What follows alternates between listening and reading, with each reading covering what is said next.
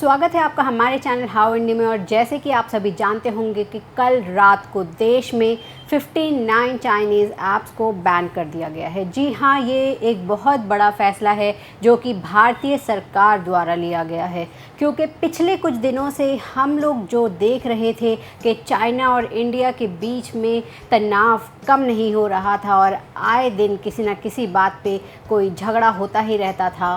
Specially Galwan valley के बाद China अपनी नापाक हरकतों से नहीं सुधरा और उसने लद्दाख के ही किसी एक और जगह पर अपनी चीनी सेना को फिर से जमा करना शुरू कर दिया। ऐसे में भारतीय सरकार के ऊपर ये बहुत ही ज़्यादा दबाव बनाया जा रहा था विपक्ष द्वारा कि भारतीय सरकार चीनी सेना को मुंह तोड़ जवाब दे। हालांकि ये जवाब जंग की सीमा पर नहीं दिया गया है, बल्कि इसे वर्चुअल एयर स्ट्राइक कहा जा रहा है। जी हाँ, ये एक बहुत ही बड़ा डिजिटल स्ट्राइक है जो कि इंडिया ने पहली बार पूरी दुनिया में किसी देश के ख़िलाफ़ किया है।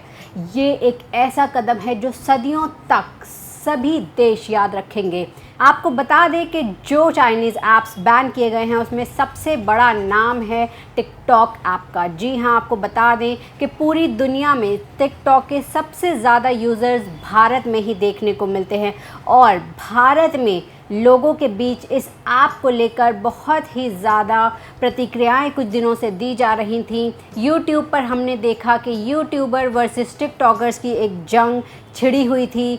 इसी बीच ये फ़ैसला आया है। हालांकि इस फ़ैसले से कुछ टिकटॉकर्स ने अपनी खुशी भी जाहिर करी है और कुछ ने इससे अपना दुख भी जताया है, क्योंकि टिकटॉक हम भारतीयों के बीच में हमारे एक परिवार का, हमारी एक ज़िंदगी का हिस्सा बन गया था। और ऐसे में ये बहुत बड़ा सवाल बनता है कि टिकटॉक पे जो यूज़र्स हैं अब उनका क्या होगा।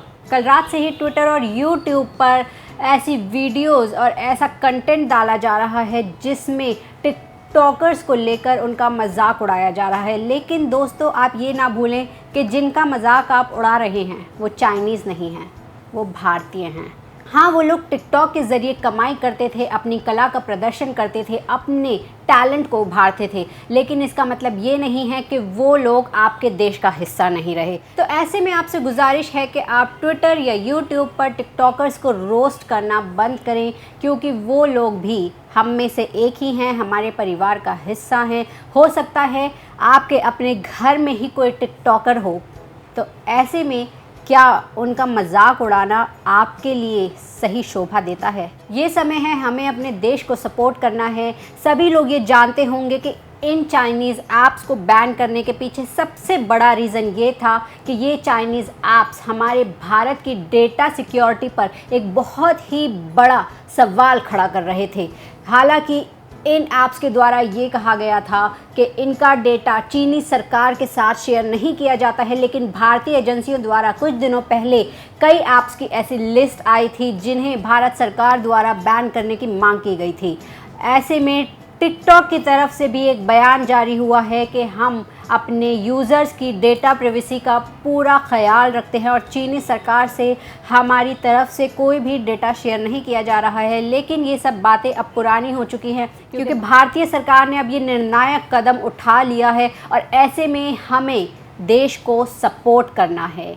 अगला सवाल ये उठता है कि भारतीय कंपनीज़ में, भारतीय स्टार्टअप्स में जो चीनी निवेश लगा हुआ है, अब हम उन्हें वापस कैसे करें?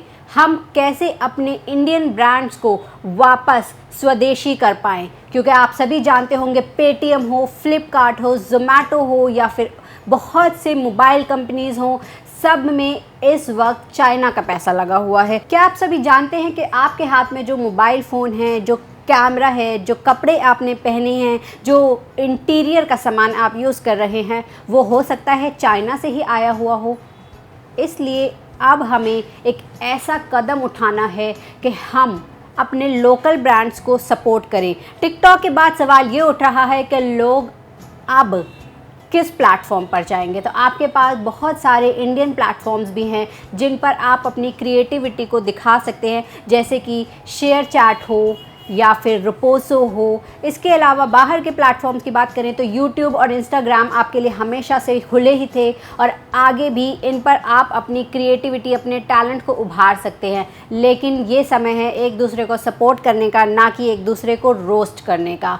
अगर आप लोकल ब्रांड को सपोर्ट करना चाहते हैं तो हम हाउ इंडी चैनल ने ये एक मुहिम उठाई है कि हम वोकल बनेंगे लोकल के। जी हाँ, हम सपोर्ट कर रहे हैं वोकल फॉर लोकल को और इसके तहत हम अब तक कई ऐसे लोकल ब्रांड्स को अपने शोज़ में प्रेजेंट कर चुके हैं जो कि पूरी तरह से भारतीय स्टार्टअप्स हैं। तो यदि आप किसी ऐसे लोकल स्टार्टअप को जानते हैं या फिर आप खुद कोई एक इंडियन ब्रांड हो तो आप हमें हमारे इंस्टाग्राम और फेसबुक पर जाकर कांटेक्ट कर सकते हैं और हम आपको करेंगे अपने डिजिटल चैनल पर प्रमोट। धन्यवाद।